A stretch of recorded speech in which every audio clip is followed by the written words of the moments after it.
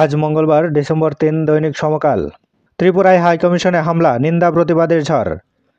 বাংলাদেশ ভারত টানাপোড়েন। হিন্দু সংঘর্ষ সমিতি ব্যানারে ভাঙচুর। দুঃখজনক হলেও দায়ীদের বিরুদ্ধে কথা নেই দিল্লির। বাংলাদেশে জাতিসংঘ শান্তিরক্ষে চাইলেন মমতা। হামলা পূর্ব পরিকল্পিত, ক্ষুব্ধ প্রতিক্রিয়া পররাষ্ট্র মন্ত্রণালয়ের। তারেকের সামনে বাধা, সাজা পাওয়া আরও ৪ মামলা। মোট বিচারাধীন মামলা ৪৯। সরকার পতনের পর কিছু মামলা তুলে নিয়েছে বাদীপক্ষ। আইনি প্রক্রিয়ায় মুক্ত হয়ে দেশে ফিরতে চান। ডক্টর ইউনূস বললেন, নির্বাচনের আগে সংস্কারে সরকার দৃঢ় প্রতিজ্ঞ। সেবা প্রত্যাশীদের মনোভাব বুঝতে গোপনে তথ্য সংগ্রহ পুলিশের।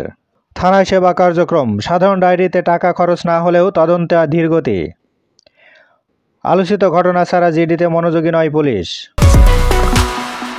ডেঙ্গুতে মৃত্যুহারে শীর্ষে বাংলাদেশ। শেষ 2 মাসে হাসপাতালে ভর্তির 48 ঘন্টার মধ্যে 80% রোগীর মৃত্যু। পার্বত্য সমস্যার সমাধান মতৈক্যের ভিত্তিতে। শান্তি চুক্তির 27 বছর। অন্তর্বর্তী সরকারের কার্যক্রমের অগ্রাধিকার তালিকায় রাখার আহ্বান। চট্টগ্রামের 52 ইউনিট এখন আষাঢ়ে গল্প। 10 বছরে চমেক হাসপাতাল। গোয়াচি বাগান 30 বার পরিদর্শন। একবার পরিদর্শনে সরকারের খরচ হতো প্রায় 30 লাখ টাকা। ভোটার তালিকা হালনাগাদে বাড়ি বাড়ি যাবে ইসি। খসড়া তালিকা প্রকাশ 2 মার্চ।